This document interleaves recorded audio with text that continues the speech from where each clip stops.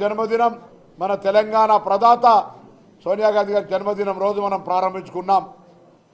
9వ తేదీ నాడు ప్రారంభించినటువంటి ఈ మహిళలకు ఉచిత బస్సు మొట్టమొదటిసారి కర్ణాటకలో విజయవంతంగా మన హామీ నెరవేరిన తర్వాత ఇక్కడ తెలంగాణ రాష్ట్రంలో అధికారంలోకి వచ్చినాక రెండవ రోజే మనం ఈ కార్యక్రమాన్ని ప్రారంభించుకున్నాం.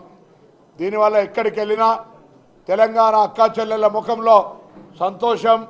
వాళ్ళందరూ కూడా ఏదో ఎన్నికల్లో చెప్పినారులే, ఎప్పుడు చేసేది ఉందో అని అనుకున్నారు. కానీ ప్రభుత్వం ఇంత తొందరగా నిర్ణయం తీసుకొని దీన్ని అమలు చేస్తుందని ఊహించలే.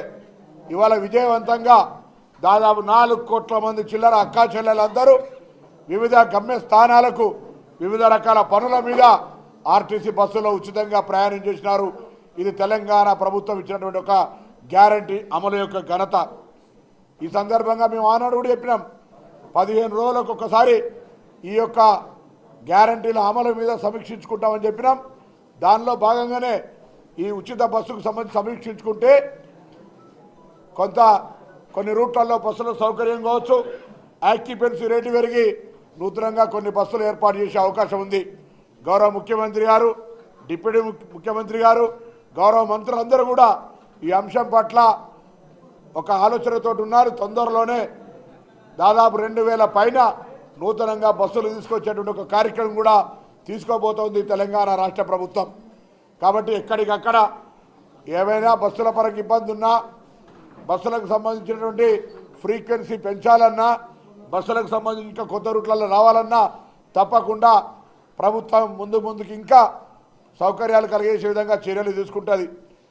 ఆర్టీసీ రవాణా శాఖకు సంబంధించిన మొట్టమొదటి 6 గ్యారంటీలో ఒకటైన ఈ మహిళల ఉచిత బస్సు ఎక్కడ కూడా ఇబ్బంది లేకుండా ముందుకు తీసుకుపోయే బాధ్యత తెలంగాణ కాంగ్రెస్ ప్రభుత్వంది.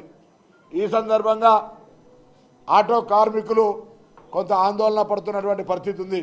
కానీ ఈ నిర్ణయం ఆటో కార్మికులకు వ్యతిరేకంగా తీసుకున్న నిర్ణయం కాదు. తెలంగాణ రాష్ట్రంలో ఎన్నికలకు ముందు ప్రభుత్వం ఏర్పడగానే మహిళలకు ఉచిత బస్సు సౌకర్యం ఇస్తామని చెప్పినాం, అమలు చేసినాం.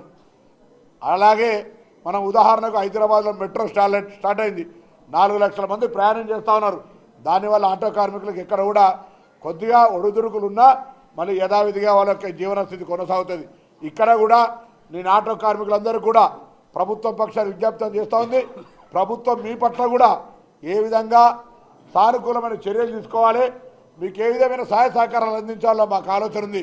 కానీ ప్రభుత్వాన్ని అప్రతిష్ట పాలు చేయాలని మొన్ననే గద్దె దిగిన టీఆర్ఎస్ ప్రభుత్వము నాయకత్వం అక్కడక్కడ ఆటో యూనియన్ల పేరు మీద రెచ్చగొట్టే ప్రయత్నం చేస్తూ ఉంది. దయచేసి మీరు వాళ్ళ చక్కర్లు పడకండి. మీరు తెలంగాణ బిడ్డలు. ఈరోజు ఇది ప్రజల పాలన. మనందరం మార్పు కోరుకునే దాని ప్రకారంగా ప్రజలు మీ అంతా మార్పు కోరుకుంటే ఏర్పడ్డ ప్రభుత్వం. మీకు అన్యాయం చేసే ఆలోచన లేదు.